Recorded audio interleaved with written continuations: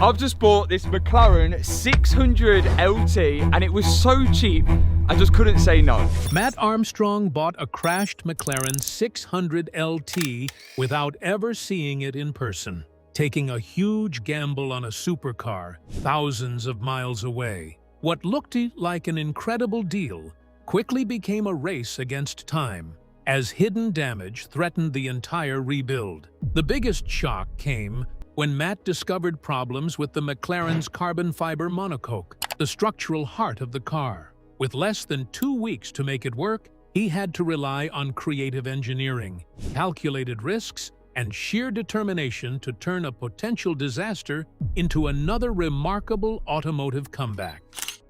The risky purchase.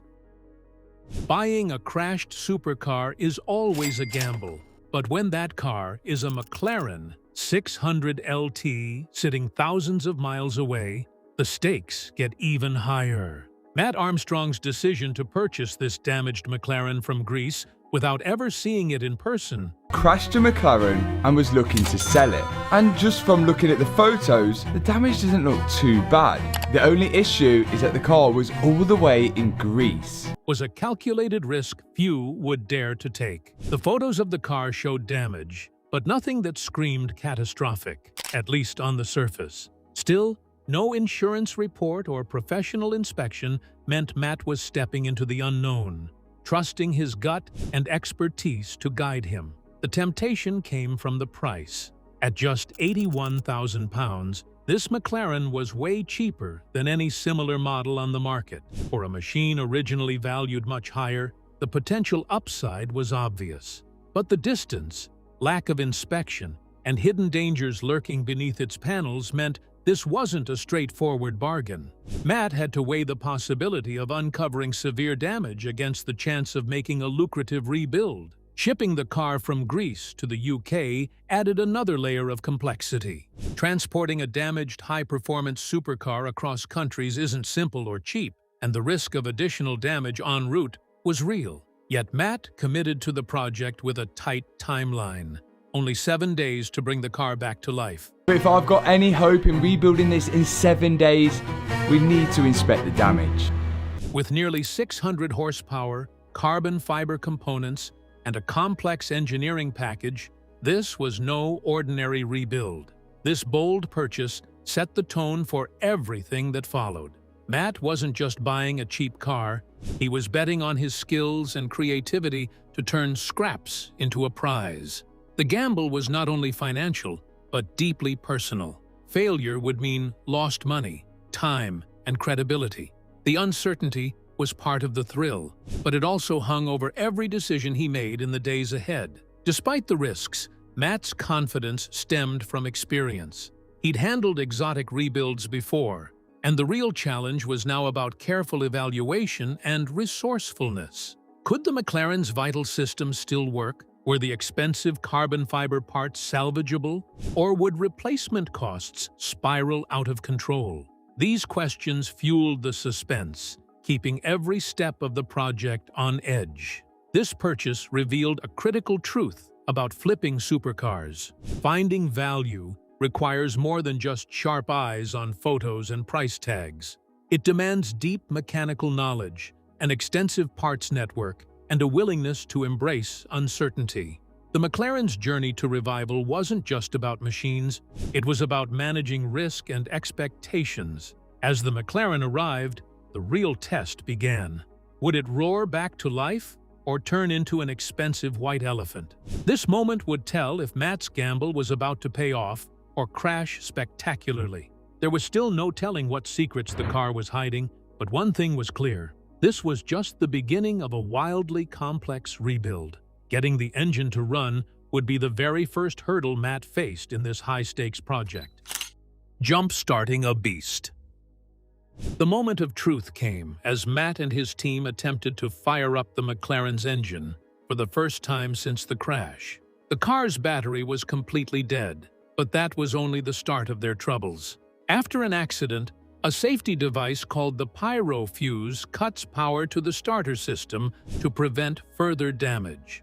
In this case, the fuse had blown, blocking any chance of starting the car without intervention. Most would have simply replaced the expensive McLaren part, but Matt went looking deeper. He found that this pyro fuse was shared with other cars, including certain Mercedes models, and those parts cost a fraction of the McLaren equivalent, about £13 online. But £13.15. So this pyro fuse is used in loads of Mercedes, and it's only going to cost us £13.15 to replace. This small discovery saved thousands and revealed a pattern that would define much of the rebuild. Smart, resourceful fixes rather than costly replacements. With the battery recharged and the fuse temporarily bypassed, they pressed the start button. And to everyone's relief, the McLaren roared to life. The engine sounded smooth and strong, a major win that suggested the car's heart was intact despite the wreck. Getting this far was crucial. Without a running engine, the project would have collapsed altogether. Yet, firing the engine was just the beginning of a long list of mechanical challenges. The crash had severely damaged the front suspension, destroyed the radiator, cracked a carbon brake disc, and wrecked the rear suspension and drive shaft. On top of that, the door was damaged, airbags deployed, and sensor faults were scattered through the onboard systems. The car was far from roadworthy. Each of these issues presented its own unique hurdle. High-end parts like carbon fiber brake discs and suspension components don't come cheap, and many are hard to source second-hand. Matt faced a race against time and budget, balancing the cost of new parts against the value of the finished car. Beyond mechanics, the crash faults recorded in safety systems like seatbelt pretensioners and airbags added complexity. Ignoring these would make the car unsafe and illegal to drive, so repairs had to be precise and thorough. There was no room for shortcuts if the rebuild was to pass inspection. This phase was a turning point.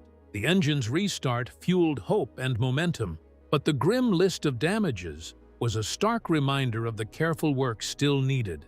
It set the tone for the project, part technical trial, part puzzle-solving adventure. Despite the obstacles, Matt's approach to parts and repairs would define the rebuild's success. Repair philosophy and parts hunt. Matt Armstrong's rebuild was never about simply swapping out everything for brand-new, expensive McLaren parts. Right from the start, he adopted a philosophy of repair, reuse, and smart sourcing to keep the project financially viable. For example, the McLaren's undertray, a complex carbon fiber component, had a market value of about £4,000 second-hand. £4,000 for a second-hand undertray. We're definitely going to be trying to repair this. Instead of discarding it, Matt sent it to a specialist to repair the damaged sections, saving thousands and preserving original equipment. This approach extended throughout the project. If parts could be safely repaired, they were. If good second-hand replacements existed, those were the first choice. When necessary, Matt investigated compatibility across various McLaren models to find affordable substitutes. This strategy allowed him to avoid the steep premiums on exact 600 LT parts while maintaining authenticity. One of the most inventive examples was the suspension. The exact lower control arm for the 600 LT was rare and pricey, but the 720S model had a nearly identical arm. Now, we couldn't find a 600 LT lower arm, but the 720S arm looked exactly the same. That was until we went to fit the drop. The catch was that the 600 LT uses a mechanical anti-roll bar requiring a mounting point the 720S arm didn't provide. Rather than give up, Matt and his father carefully measured, drilled, and tapped the arm to create the needed attachment. This kind of hands-on adaptation was critical. Another challenge involved a broken door hinge made from cast aluminum. Replacing it would have been expensive and time-consuming, so Matt enlisted a specialist welder named Bob. It is a hinge off a McLaren, the door hinge, and it's cast aluminium. Can you fix that? There we go. who repaired the hinge with precision. This fix saved both money and time, allowing the rebuild to stay on track. Matt's parts hunt showed a blend of patience, creativity, and technical knowledge. It was as much about scavenging the right pieces and fixing what others might discard as it was about mechanical skill. Each successful repair or compatible part added to the foundation of the car's resurrection. This frugal yet clever method proved essential in keeping the total repair bill reasonable. Without it, the costs threatened to overwhelm the budget and turn the project into a money pit. More importantly, it helped Matt prove that rebuilding a crashed supercar could be done without buying everything new. By balancing repair with adaptation, Matt gave the McLaren a second chance without breaking the bank. But even with this progress, the car still held a dangerous secret that could rewrite the story entirely. The repairs were going well, but what lay beneath the surface would soon challenge everything Matt had achieved so far. Unexpected structural damage.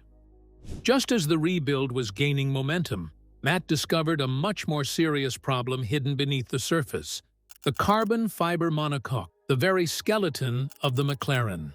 This tub isn't just a body part, it's the foundation of the car's strength and lightness, crucial for safety and performance. Damage here isn't a minor setback. It means the entire project could unravel. Finding cracks or deformation in the monocoque raises a red flag that often signals an expensive, sometimes impossible, repair. This discovery came as a shock. Matt had initially relied on photos that showed surface damage, but nothing hinting at a compromised frame. And just from looking at the photos, the damage doesn't look too bad. The only issue is that the car... Investigations revealed that during the crash, the suspension had pushed backward hard enough to strike the carbon tub. And near enough every panel is made from carbon fiber, so a lot of this stuff could be pretty expensive. That force could have warped or fractured the structure. If the damage was extensive, it would make rebuilding uneconomical and potentially unsafe. Understanding the stakes, Matt called in a carbon fiber specialist to assess the damage firsthand. The specialist examined the localized area thoroughly, running tests to check for structural integrity and repair possibilities. Thankfully, the prognosis wasn't as bleak as it could have been. The damage was contained and deemed repairable within about a week, preserving the core of the car. This news was a relief, but also a warning. Repairing a carbon fiber tub requires expert craftsmanship, access to specialized materials, and time, luxuries that Matt's tight schedule didn't readily allow. Even so, the cost and complexity of such a fix can rival or exceed the price of entire new parts on many cars. It was clear the rebuild was far from over. Matt's situation underscored the hidden risks of buying cars sight unseen, especially when relying on photos instead of detailed inspections or insurance reports. The gamble was now partly about whether the monocoque repair could be done safely, affordably, and quickly. This was the critical moment where the project could still slip from success into failure. Beyond financial concerns, the discovery of carbon fiber damage added emotional weight. Matt had invested time and money, and now the car's very heart was on the line. But this moment also highlighted his resilience and confidence in his network of experts. Knowing the tub was repairable allowed him to plan the next chapter of the rebuild. This find proved that beneath the glory of exotic supercars lies fragile engineering that demands respect and careful handling. No matter the horsepower or price tag, the fundamentals of safety and structure remain non-negotiable. The McLaren's journey had taken a serious turn, but Matt was ready to face what came next. Bringing the car back from the brink required focus, skill, and a clear plan. As the structural repairs began, Matt tackled the meticulous task of rebuilding the McLaren piece by piece. Rebuild, triumphs, and challenges. With the carbon fiber tub repair underway, Matt steadily turned his attention back to the many components that needed restoring or replacing. The rebuilding process was a balancing act between speed, quality, and budget. Each part added back onto the car carried its own weight in time and expense, from suspension arms to radiators and brakes. Slow and steady wins the race, but with Matt's 7-day time frame, steady had to be fast. If I've got any hope in rebuilding this in 7 days, we need to inspect the damage. Replacing the shattered radiator was one of the early priorities. This was essential for the car's cooling system and overall drivability. At the same time, repairs to the damaged brake discs and suspension brought the car closer to safe, confident handling. Matt was careful to source quality parts that fit well without pushing the budget beyond reason, maintaining the fine line between performance and economy. Rebuilding the bodywork was equally challenging. The front wing, bumper, and doors had to come together seamlessly, not just for looks, but to preserve aerodynamic function. Matt worked to reuse as many original parts as possible, repairing rather than replacing wherever it was safe and sensible. This approach kept the build authentic and saved considerable money. Safety systems were a critical focus as well. The airbags had deployed in the crash. They have explosives in there which detonate when the airbags deploy to hold the driver and passenger in place. And if we don't replace these, we're going to have that airbag fault on the dashboard regardless of how much we fix it. And the seatbelt pretensioners had recorded faults. Get to the seatbelts is pretty tricky. They're sort of in a cage behind the seats. These components were vital for road legality and occupant protection. Matt ensured that all these systems were fully restored and retested, prioritizing compliance and safety above all. Reassembling the wheels, recalibrating sensor systems. For now, this is a main concern. This is where it looks like majority of the damage actually was, although there's no real body panel damage. And performing electrical diagnostics followed. With each piece refitted and tested, the car gradually transformed from a wrecked machine into a fully functioning supercar. The clock was ticking, but the steady progress kept hope alive. Every victory in the rebuild was a testament to careful planning, ingenuity, and unyielding determination. Matt's hands-on approach, combined with help from specialists, made it possible to bring the McLaren back from near ruin. The project wasn't just about restoring a car, it was about proving what's possible with skill and grit. By the time the 9 days were up, 9 days later, and £28,000. the McLaren looked and ran like a proper 600 LT again. Yet Matt knew the journey was not quite finished, with registration and road testing still ahead. The car's story was evolving, far beyond a simple refurbishment. With the major rebuild milestones behind him, the bigger question now loomed. Would all this effort translate into success, both financially and on the road? Profit, performance, and future plans. After 9 intense days of rebuilding, Matt Armstrong finally had a clearer picture of what this McLaren 600 LT was worth, both financially and practically. He invested around £81,000 in the initial purchase. This car cost me €95,000, which is around £81,000. And poured another £28,000 into repairs. This brought his total investment to roughly £109,000. So all in, £109,000 for a complete 600 LT. We are well in the green. Which, compared to the cheapest similar 600 LT models in the UK priced around £142,000. And when you look at the other 600 LTs for sale, the cheapest one in the UK is £142,000. So I think we've done well. Suggested a healthy margin. On paper, it looked like a success, but figures alone don't tell the whole story. The real test would come once the car hit the road. A McLaren 600 LTs. 'Tisn't just an object to admire. It's a precision machine with nearly 600 horsepower and intricate handling. Performance, reliability, and drivability would validate whether the rebuild was more than cosmetic work. Matt knew that the driving experience would show if the project was truly worthwhile or just a fancy fixer-upper. Beyond the numbers and performance, Matt faced the next steps in making the McLaren fully road legal. Getting the car registered and passing its MOT were crucial hurdles that demanded flawless repairs and agreements with inspectors. Any lingering faults in the airbags, safety systems, or structural integrity could block registration or require costly adjustments. This phase would confirm if all the meticulous work had paid off. There was also the question of how the rebuilt McLaren would hold its value over time. A repaired supercar can carry a complicated history, and future buyers may look closely at the extent of the original crash damage, especially when carbon fiber structure is involved. Even if the 600 LT performed perfectly, its past could still affect resale value. For Matt, that meant the true profit could only be measured after considering not just repair costs, but also how the market would respond to the finished car. Knowing Matt Armstrong's style, the car wasn't likely to remain stock for long. After such a dramatic rebuild, modifications to enhance performance or personalize the driving experience often follow. These upgrades could take the McLaren beyond factory standards, reflecting Matt's passion for pushing limits. Watching where he would take this 600 LT next added a layer of anticipation to the story. What makes this purchase especially interesting is how much uncertainty was packed into it from the start. Good news then, the McLaren starts.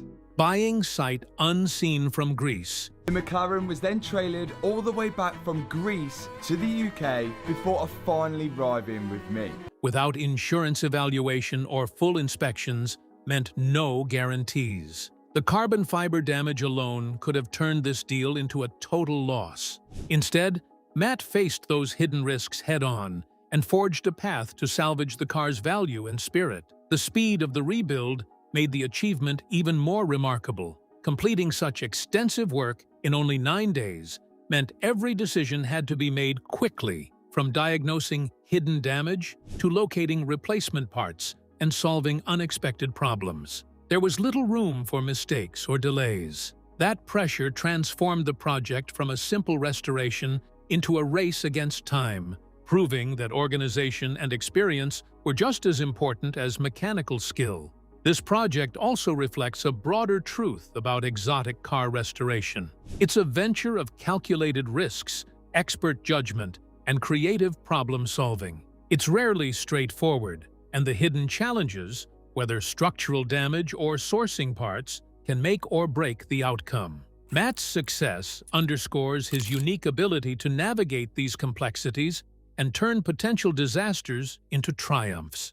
In the end, this McLaren story isn't just about buying cheap or selling high. It's a testament to hands-on skill, smart decision-making, and resilience when the odds aren't in your favor. It reminds us that supercar projects live and die by the details beneath the shiny exterior and the choices made when no one's watching. For fans and followers, the real excitement now lies in what comes next. Will Matt push the limits with tuning and upgrades, or savor the satisfaction of resurrecting a wreck? Either way, this car's journey is far from over, and its next chapters promise to be just as compelling. Matt Armstrong's McLaren rebuild shows how skill and bold choices can turn risk into reward, revealing the hidden depths behind every exotic car restoration. This isn't just about money, it's about passion, creativity, and resilience. If you enjoyed this deep dive, don't forget to like and subscribe for more stories where grit meets horsepower. Thanks for watching, and I'll see you in the next video.